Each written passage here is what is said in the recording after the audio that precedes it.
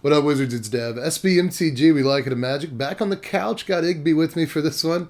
He's drooling a little bit down here. But anyway, we got some Crimson Vow spoilers. More of them today. As a matter of fact, even after today, I think there's still like 75 cards left in this set. So there's a lot more of this set to look at. And today we did get, as usual, some drafty stuff. But there were some cards we've been waiting for. We finally got to see Edgar and Odric and a couple of other cards today. So let's go ahead and get to it. Well, we have to start with something. And I guess we should start with Unholy Officiant today. Why not? This is just one white mana for a 1/2 Vampire Cleric with Vigilance. You can pay 4 and a white to put a +1/+1 counter on it. So Efficient does kind of a lot for 1 mana. Efficient is efficient, but is it efficient enough to see play in Standard? I mean, I guess it buffs up your Vampire numbers, your Cleric's numbers, and your Tribal decks and stuff, but I think you probably have, in both tribes, better 1-drop options. Multiple better 1-drop options, so I'm not too sure about it. Let me just say, though, a little aside, is this the guy? Is this the Efficient of the wedding? The dude that's going to marry Olivia and Edgar? Because if so, kind of feels like a random duder. Like, maybe he should feel a little more important. Maybe it's just me.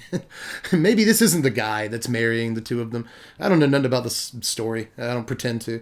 I don't know nothing about weddings. I am married. We had a wedding, but I don't know nothing about weddings. So let's move on to Blood Tithe Harvester. This is just a black and a red for a 3/2 vampire. And when it enters the battlefield, you get a blood token. You can tap it and sack it to have target creature get -X/-X till end of turn, where X is twice the number of blood tokens you control. But of course, activate this only as a sorcery. The fun police are just come in at the very end of like half of the cards in this set. I feel like this set is plagued with this ability triggers only once each turn. Activate only as a sorcery. I mean, I know you have to put that on cards to make them fair sometimes, but I just feel like there's a deluge of it in this set. Maybe it's just me, but this card is probably better than I originally thought it was. I actually just recorded a whole thing about how I don't think this card is great, but the more I think about it, I'm kind of talking myself into it.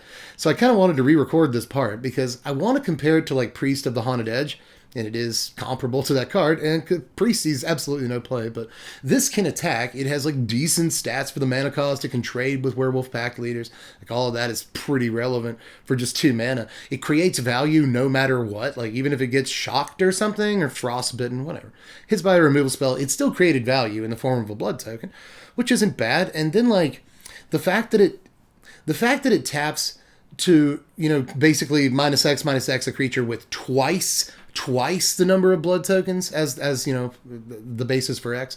That's actually pretty good because it creates a blood token when it ETBs and you tap it to kill X2s, but if you have even one other blood token, you can tap it to kill X4s, which in the red-black vampires deck in Standard might actually be a good tool to have against, you know, old growth trolls and creatures that have gotten ranger class counters, so they've gotten bigger, or Essica's Chariot, although you can only activate it as a sorcery because of course. Goldspan Dragons, even. Like, there are a number of X4s in Standard that we have to watch out for in multiple decks.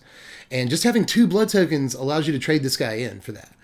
And removal on a body with these stats at just 2 mana, like, maybe this is actually okay. Like, maybe this is one of the more pushed blood token cards that we've seen for the Vampires deck.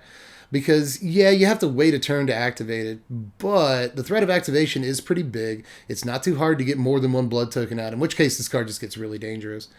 And in the meantime, like, even before you can tap it, like, while it's summoning sick, it's a pretty good blocker that trades up some of the time, so I don't know, like, this is actually fairly decent and probably, like, way better than Priest. I wanted to call it worse than Priest because blood tokens are probably a harder resource to get access to than Snow-Covered Lands. But at the same time, this just creates a blood token and hits for twice as many blood tokens as you have. So that's probably better than Priest, and it attacks. And Priest doesn't really attack. Like, this is good for a number of reasons, and I'm interested in whether or not it's good enough. Oh, by the way, bonus content, play every copy of this in draft and get some blood token generators. But even if you don't have any way to generate blood tokens outside of this, it's still super playable in draft because it just taps to kill 2 toughness creatures, and that's pretty good on a body. So, but let's move on to Sanguine Statuelle. This is 1 and a red for an artifact. When it enters the battlefield, create a blood token. Whenever you sacrifice a blood token, you may have Statuette become a 3/3 vampire artifact creature with haste until end of turn. So, you know, Riddle form variant. I always like these. I don't think it's actually great. I don't think it's like playable in Standard, but there are some cool things about it.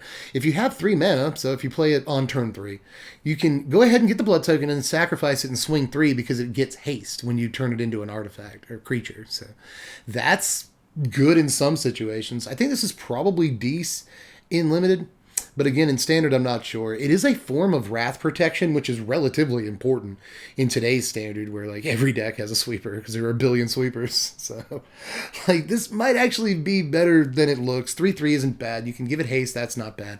And secret hidden mode on this, it's 2 mana for 2 artifacts. So like a servo exhibition or whatever that card was called. I'll find it.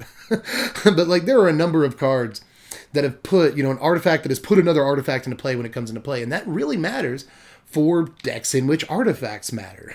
So these are always decent 2-drops in those decks specifically. And we don't have anything like that in standard right now. I guess you could play red, white, all that glitters in historic.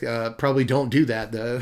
Still, like, this could be a good card in a future deck when artifacts do matter. And we know that we're getting the Brothers War set in Dominaria later on in 2022. And that's probably going to be a set where artifacts matter. So just keep this on your radar. Things that put 2 artifacts into play for 2 mana sometimes are a thing that you want in your deck. But I guess we'll check out Panicked Spectator next. This is 1 and a white for a 2/2 human peasant. Whenever it or another creature you control dies, you gain a life. At the beginning of your end step, if you have gained 3 or more life this turn, you transform Panicked Spectator into Giggling Culprit. This is a 3/5 human rogue. And whenever it or another creature you control die, you gain a life. 1 and a black, Giggling Culprit gains Death Touch till end of turn. I just love the names of this card. Panicked Spectator, Giggling Culprit. And they both kind of look like the Big Lebowski. Especially the back half of the card. But altogether, is this a decent card? Yeah, kind of. It's a 2-drop. Think about it this way. It's kind of a 2-mana 3/5 that can gain Death Touch and also has super extra gravy like Lunark Veteran text. Well, Lunark, what is the back half of Lunark Veteran called? I've completely forgotten, but you have back half of Veteran. When your creatures die, you gain life. So that's actually a fair amount of text. Like, even just a 2-mana 2/2, when creatures die, you gain life. That's going to be relevant in a number of Aristocrats decks and other gain life decks and stuff. But the ability to just make your 2-drop a 3/5, like, yeah, that's actually not bad. It's not bad at all. And gaining 3 life isn't like super, super hard, right? So even if you sacrifice a few creatures during your turn, maybe this does it. Maybe you have a lifelink creature and this transforms. So depending on how easy this is to transform, I could actually see this seeing some play. I mean, a 2-mana Perspective 3/5 that just also gains life. Like, yeah, it's a fine Magic card in my opinion. So yeah, I guess what I'm saying is I can abide this card. But moving on to Lantern of the Lost, which is just a variant of a million different cards like this that we've already seen. This is just 1 mana for an artifact. When it enters the battlefield, exile a card from a graveyard. You can also pay 1 and tap it and exile Lantern of the Lost to exile all cards from all graveyards and draw a card. So a Soul Guide Lantern, Relic of Progenitus, blah blah. There's a million of these. There's so many of these, but Jack-o'-lantern even. But these always have like some very slim, sometimes sideboard effect on their formats. And that's about all I can tell you about it. This might actually be a really decent Magic card, especially in today's meta. And the ability to not have to choose between like drawing cards and removing graveyards like you have to do on some of these cards is good. You get to remove all the graveyards and draw the cards. So for a relatively low cost, this is a fairly impactful artifact in some metas, and I think we may have that meta. I talked way too long about that card. Let's talk about Catapult Fodder next. This is 2 and a black for a 1/5 zombie. At the beginning of combat on your turn, if you control 3 or more creatures that each have toughness greater than their power, transform Fodder into Catapult Captain. Now this is a 2/6 zombie. You can pay 2 and a black and tap it and sack a creature to fling. Target opponent loses life equal to the sacked creature's toughness. So I always like flings on a stick, like Brian Stoutarm and stuff like that, but these cards don't often see much standard play. And this is kind of tough to transform. You need to have like a weird form of Coven, if you want to look at it that way. You have to have, not only this, but 2 other creatures that have greater toughness than their power. So your deck has to be built in a pretty specific way. And then this has to actually, you have to have the mana to tap it. You have to sack creatures to it. It could be fun, though. This could be really fun. I hate that it's fodder, but it can't sack itself. But I guess the captain, once it transforms into the captain wouldn't sack itself. So I guess flavor win, all things considered. But again, I like flings on bodies. And this could be like really fun to play with, but I think that's about all it amounts to. But that's Magic. I want fun cards. more than I want good cards a lot of the time, and this is a lot of fun. So let's look at Cobbled Lancer next. One of the best uncommons of the day, if not the best. This is just a blue for a 3/3 zombie horse. As an additional cost to cast this spell, exile a creature card from your graveyard. You can pay 3 and a blue and exile Lancer from your yard to draw a card. Easy peasy to have a creature in your graveyard, honestly. The cool thing about this is that you're probably never going to play it on turn 1, and even very likely not on turn 2. Although I guess you could, like, Death Bonnet Sprout, and then like luckily mill a creature into your yard on turn 2, and then play this. That's a pretty good start to a game of Magic cards. Of course, then your Death Bonnet Sprout won't transform until later in the game. So, you know, kind of kneecapping yourself in that way. Anyway, this is a 1 mana 3/3, right? So that's actually not terrible, and it actually does more stuff, right? Once it's in your yard, you draw cards with it at instant speed, like. It's a fine card. When milled into your graveyard, you still get some value out of it. When it dies, you still get some value out of it. In those situations where you can, in older formats, say like Thought Scour a creature into your yard on turn 1 and then play this on turn 2, that seems pretty decent too. So, of course, you have to have more to do with your mana, right? Like a 2 mana 3/3, a turn 2 3/3 isn't good enough in Modern a lot of the time. It can be, but in most decks it's not good enough. So, if you play this on turn 2, with 1 mana up and then have nothing to do with the 1 mana you held up, then that's not good. But if you can fit in another Thought Scour or Fading Hope, then maybe that works. But there's opportunity cost there because you have to play a lot of creatures in your deck to reliably flip this on turn 2. To reliably cast this on turn 2. And if you want to play a lot of creatures, then that decreases the number of Thought Scours and the like that you can play. So, again, there's some tension there, and that's good card design. But all things considered, I think there's some probably decent ways, easy ways, to get this on the battlefield on turn 2 or 3 in Standard, so it might be somewhat relevant. It's a cool uncommon. But let's finally get into the rares and mythics from today. And today was an interesting day because I don't see too much that I just outright hate. Like, well, I guess we'll start with Olivia's Attendants. This is a 6 mana, 6/6, that's 4 and 2 red, for a vampire with menace. Whenever it deals damage, create that many blood tokens. You can pay 2 and a red to have Attendants deal 1 damage to any target. Now, like I was saying on stream yesterday with a different card, I like these rocket launchers, man. Like, Rocket Launcher used to be a good card, because any card that you can just pump mana into, you don't have to tap it, is pretty good for, like, infinite mana combos, because they allow you to funnel infinite mana into I Win the Game. And I'm not sure that we're going to have too much like that in this format, but it's always something to look out for. And this is a cool mana sink. You know, you have enough mana to cast it. It's at least reasonably... you would imagine that you have enough mana to activate it twice once you do get to untap with it. And then you get to create blood tokens. Just untapping with this card on the table seems like a beating against a bunch of decks where you can just start taking out their creatures or hitting them in the face and getting blood tokens. Like, it all seems pretty good to me, but when you compare it to a lot of the other stuff we can do for 6 mana in the format, it's not actually that great compared to like extra turns or whatever. So... Or that mythic green creature that we saw last night that has hexproof, like Autumn Willow, but then it flips over and gives all your other dudes hexproof and like puts counters on them when they swing. It's just a silly card, isn't it? So, like, you know, again, compared to other 6 mana options in the format, I'm not too sure about Attendance, but this is one of those cards that when you untap with it, you just get to start ruling the world, and I like cards like that. I'll move on to Hullbreaker Horror. This is 7 mana. 7 mana. 5 and 2 blue for a 7/8 Kraken Horror with flash, and it can't be countered. Whenever you cast a spell, choose up to 1. Return target spell you don't control to its owner's hand, or return target non-land permanent to its owner's hand. So they really pushed the control finisher, do you think, in this set? This thing is disgusting. Like, I don't know if it's good in an Alrund's Epiphany format. I really don't, because if you're playing against Epiphany, you might just never get to this before they start taking like 4 turns in a row. And if you're playing Epiphany, you probably don't want this.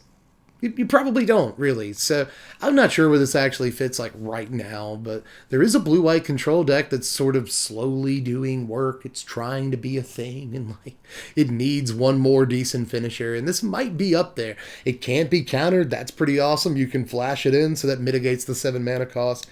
You know, it's a big dude. You can cast spells and like bounce creatures so it can get through for combat damage. You can wait until your opponent attacks and then start casting spells. Like, you cast a Fading Hope and you get 2 bounces. That's pretty stupid.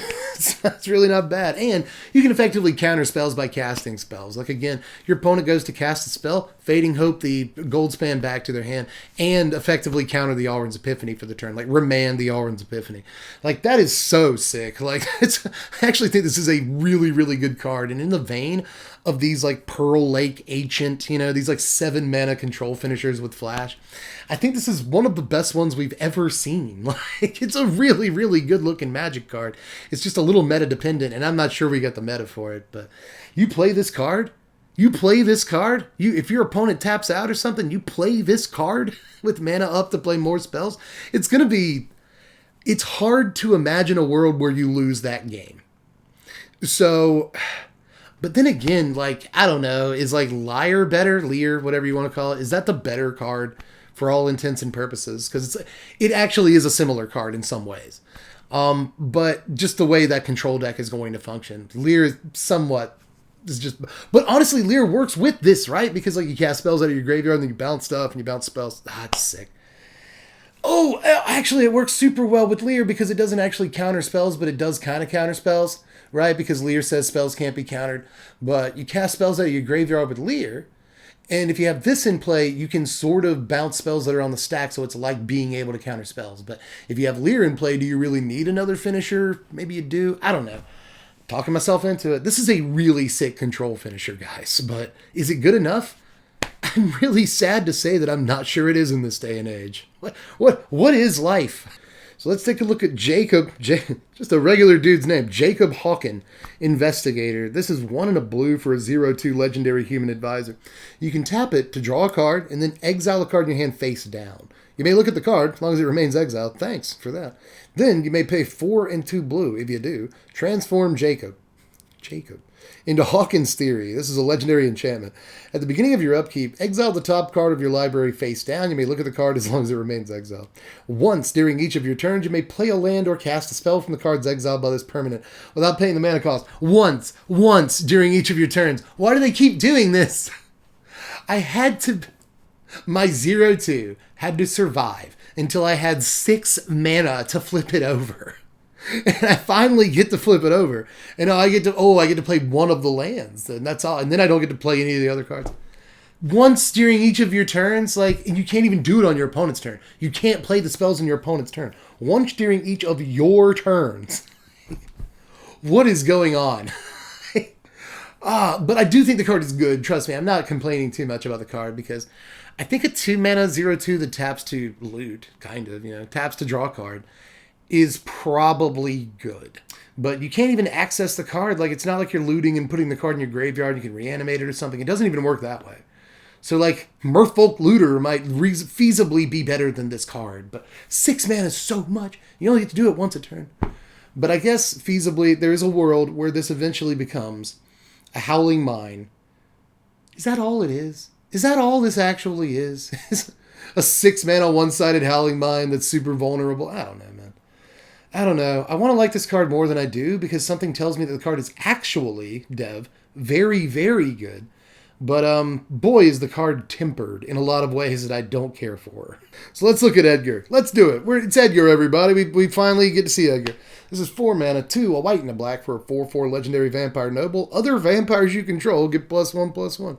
When Edgar Charmgroom dies, return it to the battlefield transformed, under its owner's control. And then you get Edgar Markov's Coffin.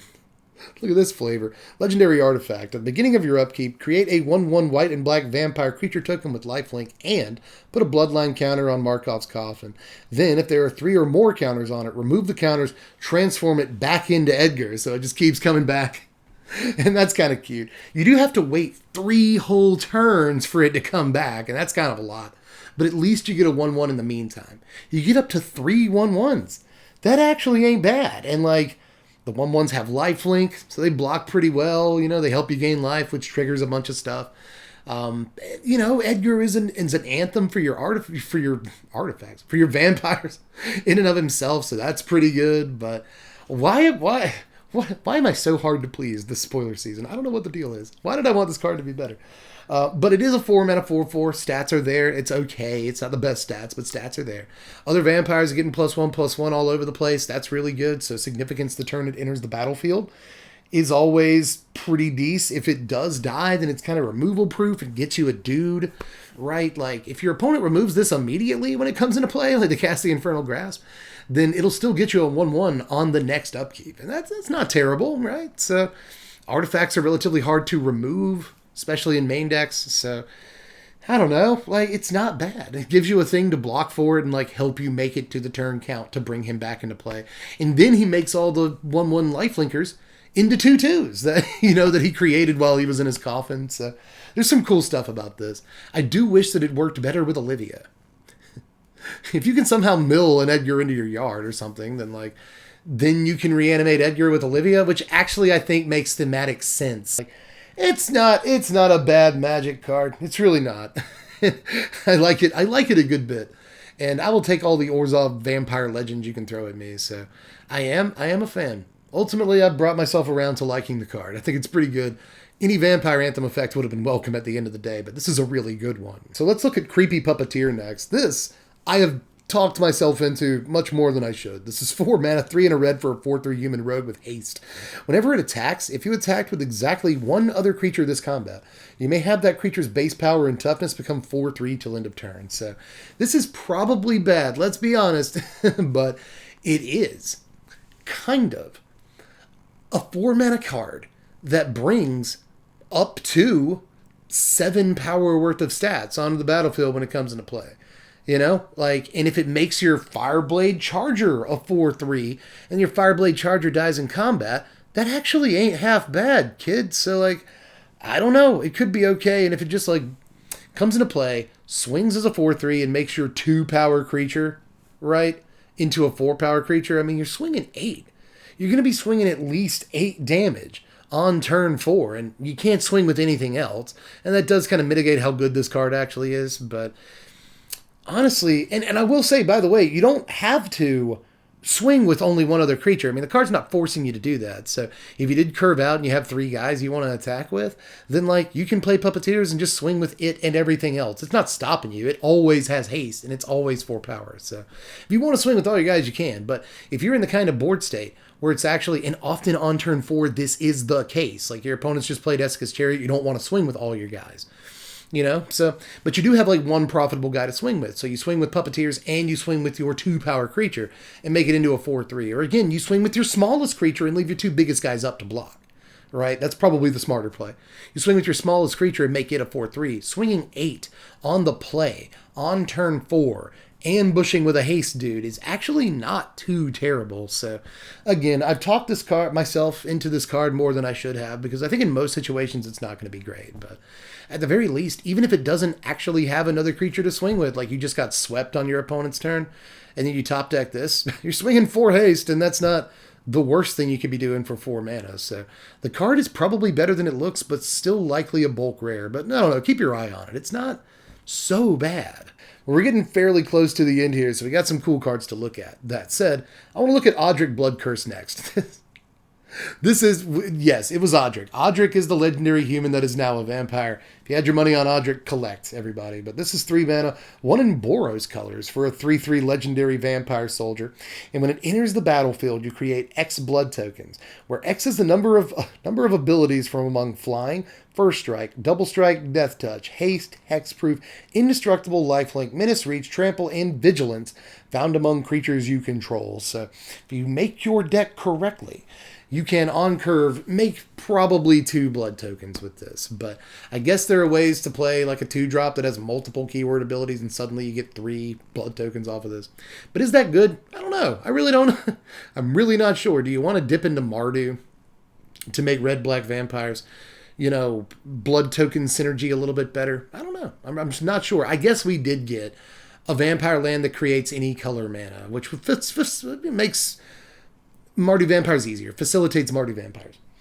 But I'm still not sure that's exactly what you want to be doing, and I'm not sure this card is as good of a payoff as it needs to be to do that. I think, Edgar is a decent payoff, and if you are in Mardu Vampires already, maybe you play this, especially if you're counting on a lot of blood token synergy. So maybe this is better than I think it is, and it's always going to create, well, not always, but it often creates some value in ETBs. But if you just have one other creature out, I mean, there's a world where this is just a dry 3 mana 3/3. And that is bad. That's not a good card. So, you know, we've learned that. But in any case, if this just does create one blood token for you when it ETBs, because you do have one other creature with a keyword ability, then, like, is a 3-mana 3/3 that creates a blood token on ETB, is that good? Is that actually good? I mean, it made value for you, but is it good enough? I don't know. You know, just like the last Odric that we saw, I'm not sure this is actually truly good enough for standard playability, but it is a very cool card, and there's going to be some board states, especially in Commander, where you can create, like, I don't know, 7 blood tokens off this, just however many abilities are listed on the card. And that might be really good in, like, artifact-focused decks, where creating 4 or 5 artifacts at one time is really good for, I keep going back to this, but, like, all that glitters or something. So, like, this is a neat card. And, again, I think it's a really cool, like, Brawl or just straight-up Commander. But I'm not sure it has the legs to get there in Standard. So let's look at a 3-mana vampire that I really like. This is Welcoming Vampire. This is welcome in my deck. This is 3 mana, 2 and a white for a 2/3 vampire with flying. Whenever one or more other creatures with power 2 or less enters the battlefield under your control, draw a card. This ability triggers only once each turn. Blah, blah, blah. I hate. It would be a little dumb if it didn't only trigger once each turn. This is kind of like a Mentor of the Meek that you don't have to pay mana for. But in return, it only triggers once each turn. Mentor of the Meek is probably the better card in Commander. Because, you know, in Commander there's a million ways to make like 30 tokens on your turn, and you have the mana to draw like 5-10 cards. So like Mentor is just better in that format. And in some cases Mentor is better on later turns in Standard. But this, I think, is probably the better card in Standard 90% of the time than Mentor, because Mentor usually only draws you the one card. And sometimes doesn't even draw you any cards if you're playing on curve. And again, most cases Mentor does just draw you the one card a turn.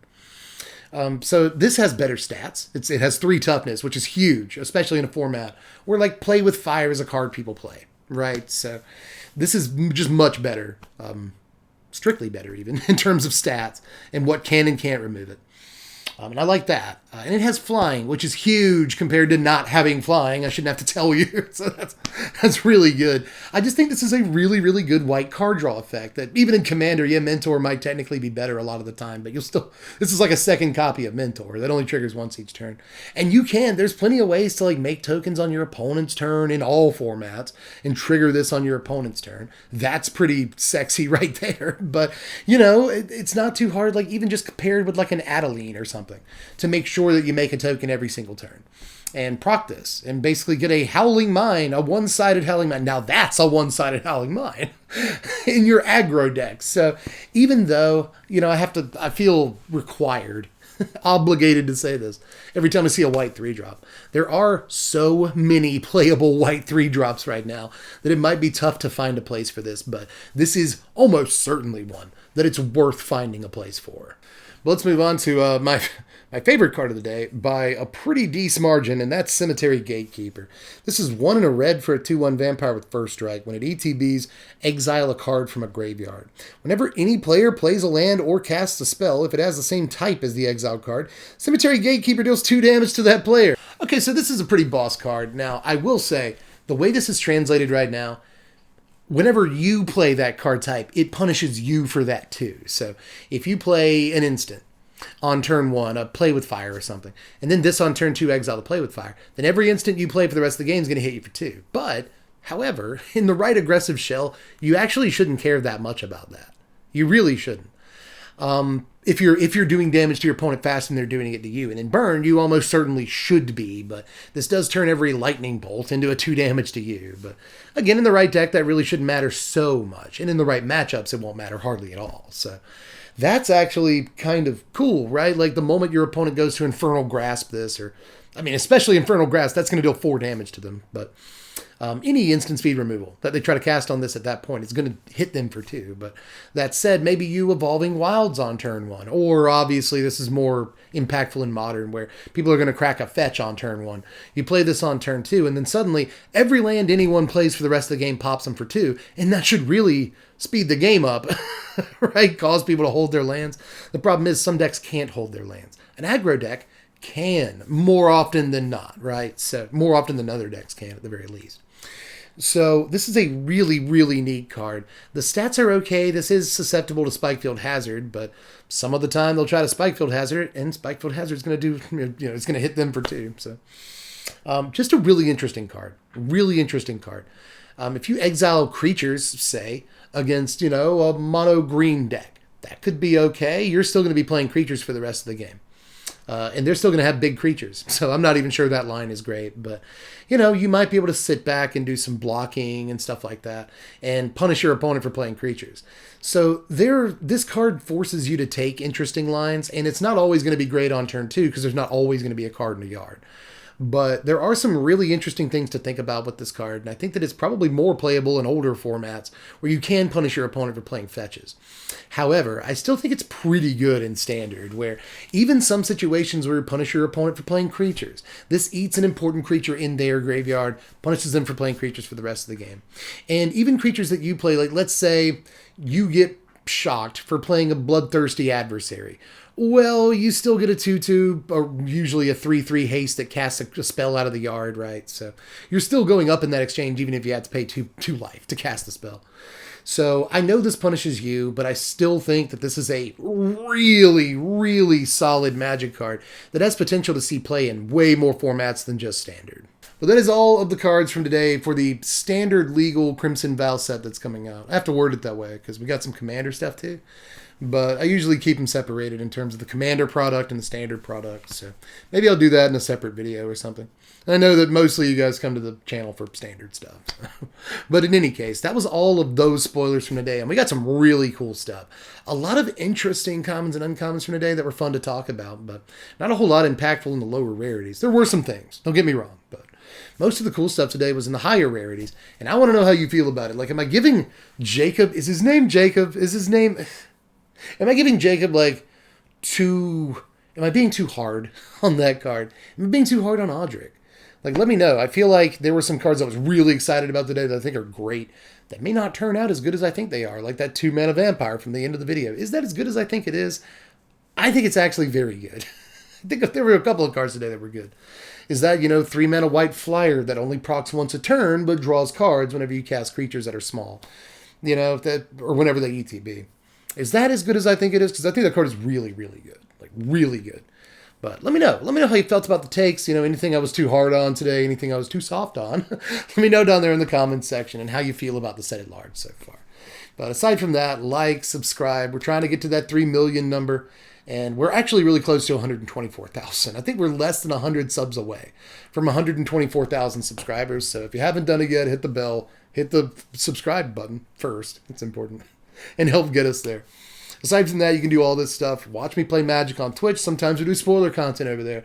And very soon on Twitch, once the whole set's spoiled, I'm going to be doing the full set review, assigning a a number grade to every single card in the set. And that is an experience. And if you haven't lived through it, you should. So, especially since I want as many people to live through that experience with me as possible. Because it's a difficult one for me. But it's worth it in the end. But check that out. And check out the Patreon too. $1 a month to vote on what decks we do during Crimson Vow Standard. But aside from that, it is actually getting fairly late and I want this video to come out at a reasonable hour. It's not going to. Sorry about that. But I'm working hard for you guys.